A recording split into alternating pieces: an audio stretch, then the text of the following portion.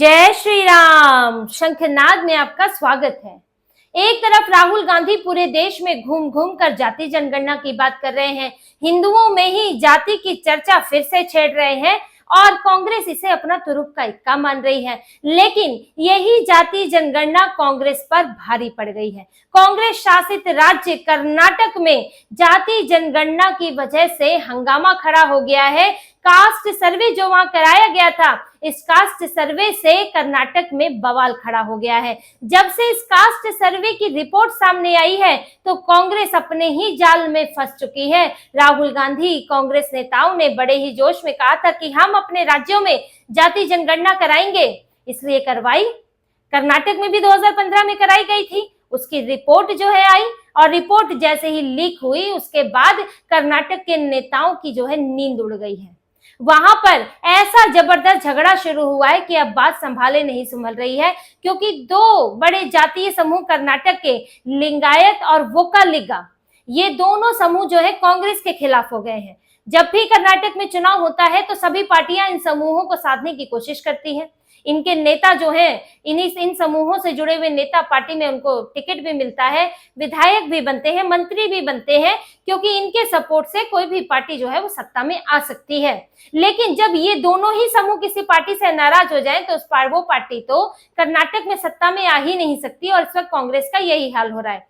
जो कास्ट सर्वे कराया गया था, जाति जनगणना, जिसे इन्होंने नाम दिया था सोशियो इकोनॉमिक एंड एजुकेशनल सर्वे, तो इसके नाम पर जो कास्ट सर्वे हुआ है 2015 में ये कराया गया था। इसकी रिपोर्ट आई, फरवरी में सौंपी गई है। जब से राहुल गांधी ने जाति जनगणना का राग अलापना शुरू किया है तब से इसमें तेजी आई। लेकिन फरवरी में रिपोर्ट आ गई, लेकिन अब ये रिपोर्ट कैबिनेट के सामने पेश होने से पहले ही लीक हो गई और इसके बाद इसमें वो आंकड़े सामने आए जिससे न वोकालिगा समाज जो है वो समर्थन कर रहा है और लिंगायत समाज तो पूरी तरह विरोध में उतरा हुआ है कि ये आंकड़े पूरी तरह गलत हैं। और जबकि ये दोनों समुदाय जो हैं, ये इस वक्त कांग्रेस में इनके करीब 60 नेता हैं, 60 विधायक हैं। इन दोनों समुदायों से पार्टी बड़े स्तर पर प्रतिनिधित्व करती है, इनके नेता इन समुदायों का, और इस वजह से इनके नेता जो है डैमेज कंट्रोल में लगे हैं, क्योंकि इन दोनों समुदायों के जो धार्मिक संगठन है वो भी सामने आ गए हैं, इनके धर्मगुरु भी सामने आ गए हैं और उनका कहना है कि हमारे वर्ग के साथ, हमारे समुदाय के साथ अन्याय हो रहा है। ये रिपोर्ट में क्या है जिससे कि खलबली मची हुई है। कांग्रेस के 60 विधायक जो हैं वो पार्टी के अंदर ही मोर्चा खोले बैठे हैं। इन समुदायों के जो मंत्री हैं उनके खिलाफ जो है धार्मिक संगठन जो है बयान दे रहे हैं। ऐसा क्या तूफान मच गया है? पहले आप इस सर्वे रिपोर्ट में आपको बताती हूँ कि इसमें क्या दिया गया है और इसके बाद इसमें 3 तरह की आपत्तियां हैं जिन पर हम बात करेंगे और कांग्रेस से उसका क्या हो सकता है, इसके बाद कांग्रेस की स्थिति, उस पर भी चर्चा करेंगे। पहले रिपोर्ट जानिए। देखिए, इस रिपोर्ट में आबादी के हिसाब से आरक्षण में बढ़ोतरी की सिफारिश की गई है। अब इसमें मुसलमानों की आबादी सबसे ज्यादा 75 लाख बताई गई है, यानी कि 12%, जिसका आरक्षण 4 से 8% करने की सिफारिश की गई है। इसके बाद लिंगायत समुदाय 66 लाख और इसका जो प्रतिशत बनता है वो 11% है, इसे आरक्षण बढ़ाकर 8% करने की सिफारिश है। वोकालिगा 61 लाख करीब आबादी 10% और आरक्षण 7% करने की सिफारिश की गई है। इसके अलावा इसमें कुरुबा समुदाय का भी जिक्र है, जिसको 7% आरक्षण देने की, जिसकी आबादी 7% बताई गई है और आरक्षण उसका 15 से 22% करने की सिफारिश की गई है। अनुसूचित जाति की आबादी 18%, अनुसूचित जनजाति 7% और ब्राह्मण सबसे कम इसमें 2% बताए गए हैं। देखिए, जो सर्वे है इसके आंकड़ों पर ही आपत्ति है और इसको डाटा जैसा जुटाया गया है उस पर भी सवाल खड़े किए जा रहे हैं और ये भी कहा जा रहा है कि 2015 का डाटा है, जब आबादी करीब 5 करोड़ 90 लाख की आबादी थी और अब जो है आबादी 6 करोड़ से ज्यादा है।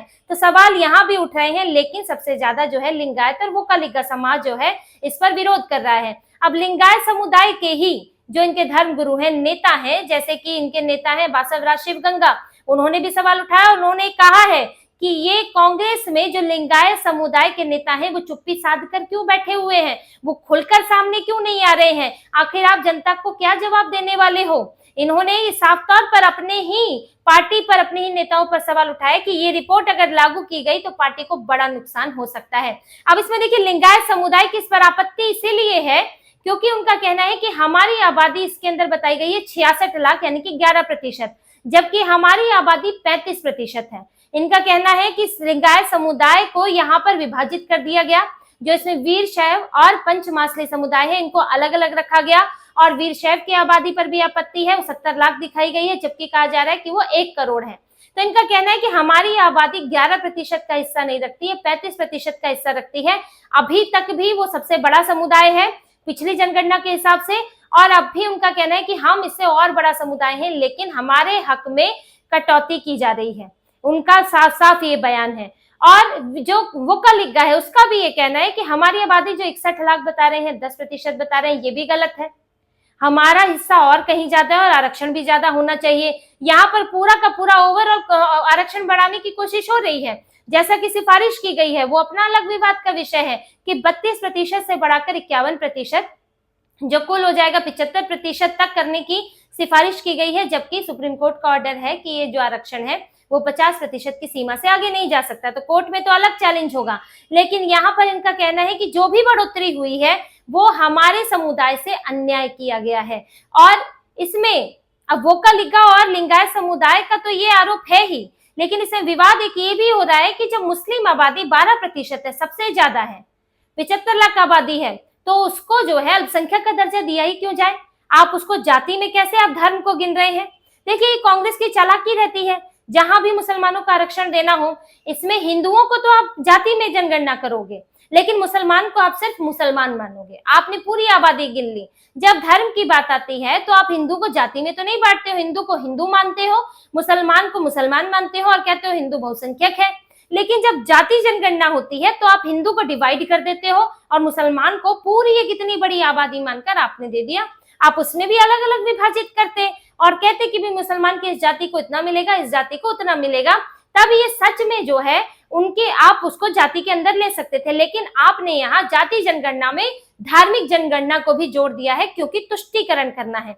इस पर अब सवाल उठ रहे हैं और ये भी कहा जा रहा है कि जब यही बात है, जब यहाँ 12% वाला अल्पसंख्यक है तो ब्राह्मण तो 2% है, फिर उसको भी अल्पसंख्यक मानना चाहिए। जब चाहे आप हिंदू मान लोगे, जब चाहे आप उसको जाति में गिन लोगे, तो ये तो अपनी मनमानी आपकी चल रही है। तो इस पर भी सवाल उठ रहा है। और तीसरा सवाल इसमें है कुरुबा जाति का।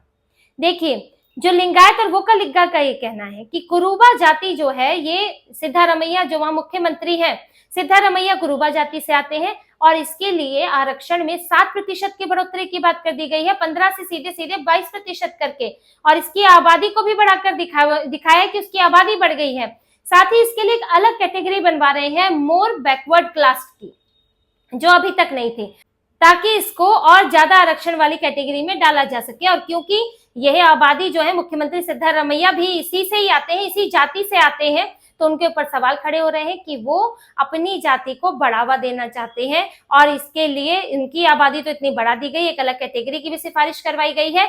वहीं लिंगायत और वोकालिगा की आबादी को इतना कम करके दिखाया गया है, उनको डिवाइड कर दिया गया है, सब कैटेगरी बना दी गई है, उनके जो उपजातियां बनाकर उनकी संख्या जो है कम कर दी गई है। पूरा आरोप लगा हुआ है। लिंगायत और वोकालिगा समाज के जो धर्म गुरु हैं, उन्होंने मोर्चा खोला है, अलग अलग बैठकें हो रही हैं, इनकी जो अपनी महासभा है उनकी बैठकें हो रही हैं, और इसकी वजह से अब कांग्रेस में उथल पुथल मची हुई है। कांग्रेस के ही एक और नेता है शामानूर शिवशंकरप्पा, जो कि अखिल भारतीय वीर शैव लिंगायत महासभा के अध्यक्ष भी हैं। उन्होंने सिद्धारमैया पर, अपने मंत्रियों पर सवाल उठाए हैं कि आप हमारे समुदाय के लिए क्या कर रहे हो। लिंगायत समुदाय से यहाँ पर 7 मंत्री हैं, लेकिन कोई भी इस पर क्यों नहीं बोल रहा है, खुलकर क्यों नहीं बोल रहा है, खुलकर सामने क्यों नहीं आ रहा है। अब जब आप वोट मांगने जाओगे और इस समुदाय के जो धर्म गुरु हैं, वो कैसे आपके लिए वोट मांगेंगे जाके, कि कहेंगे कि भाई कांग्रेस आपका भला सोचती है, आपके वोट दे। कांग्रेस के लिए कोई नेता कैसे वोट मांग पाएगा जब इस समुदाय के साथ आप इतना बड़ा अन्याय करोगे। और उन्होंने इसमें डीके शिव कुमार की तारीफ की है, जबकि डीके शिव कुमार वोकालिगा समुदाय से आते हैं। उन्होंने कहा कि कम से कम एक वो नेता है जो हमारी बात सुन रहे हैं, जो हमारी बैठक बुला रहे हैं, हम समुदाय की चिंता कर रहे हैं, उसकी बात सुनना चाहते हैं। देखिए, इस बीच में ये जो डीके शिव कुमार के लिए तारीफें आ रही हैं सामने, जैसे कि इससे पहले बासवराज शिवगंगा की बात मैंने की थी, उन्होंने भी डीके शिव कुमार की तारीफ की है। इस पूरे मामले में जिस समय सिद्धारमैया घिरे हुए हैं, उनको अपनी जाति को लेकर सवाल उठ रहे हैं, और जो बयान आ रहा है जिस तरह से सिद्धारमैया पूरी तरह से अड़े हुए हैं कि ये तो लागू होगा, ये रिपोर्ट 95% सही है और इसको हम लागू करके रहेंगे, वहीं डीके शिव कुमार जो है वो नरम रवैया उनका चल रहा है। वो कह रहे हैं कि इसमें कोई जल्दबाजी नहीं है, हम इसमें बात करेंगे, अलग अलग समुदायों की चिंताओं को सुनेंगे, कैबिनेट में इस पर चर्चा होगी और उसके बाद कोई फैसला लिया जाएगा। वो बड़ा ही सामंजस्य लेकर चल रहे हैं।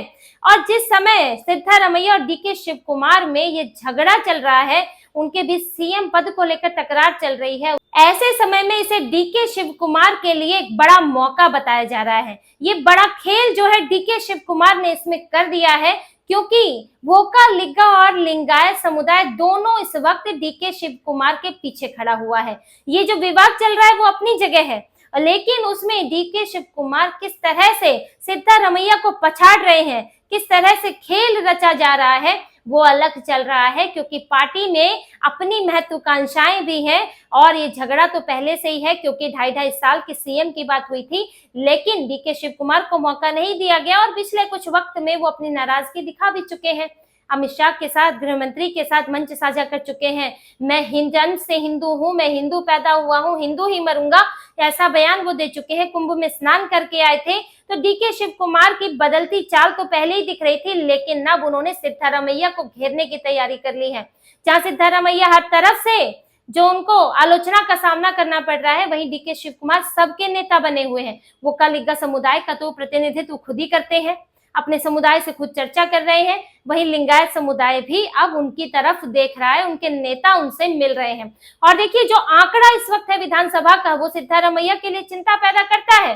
कांग्रेस राहुल गांधी के लिए मुश्किल खड़ी कर सकता है, क्योंकि इस वक्त 60 विधायक जो हैं वो इन दोनों समुदाय से आते हैं। 37 जो है वो आते हैं लिंगायत से और 23 जो है वो वोका लिग्गा समुदाय से आते हैं, और इनके 44% टिकट जो है वो इन्हीं समुदायों के पास जाते हैं। अब कुल 60 विधायक हैं। अब यहाँ आंकड़ा देख लीजिए, 224 जो है कुल जो है विधानसभा में सीटें हैं। आपको मेजोरिटी के लिए चाहिए 113 सीटें, तो बहुमत का आंकड़ा हुआ 113, और कांग्रेस के पास इस समय 136 विधायक हैं। अब ऐसे में अगर 60 विधायक बागी होते हैं, जिनमें से कई विधायक अपनी नाराजगी खुले तौर पर जाहिर कर रहे हैं, जैसे कि आपको बताया बासवराज शिवगंगा है, शामानूर शिवशंकर अप्पा है, दोनों ही विधायक हैं और ये अपनी नाराजगी जाहिर कर रहे हैं। तो अगर ये 60 विधायक अगर चले जाते हैं तो कांग्रेस के पास मात्र 76 विधायक बचेंगे। और 60 छोड़ दीजिए, अगर सिर्फ 37 विधायक लिंगायत समुदाय के जाते हैं तो भी कांग्रेस जो है वो सीधे सीधे मेजोरिटी मार्क से पीछे हो जाएगी। और यहाँ पर आते हैं अब बीजेपी और जेडीयू, जिनके पास 85 विधायक है, तो दोनों के पास गठबंधन में, और अगर ये 60 विधायक वहां जुड़ जाते हैं तो वो मेजोरिटी मार्क से ऊपर 145 पर पहुंच जाएगी।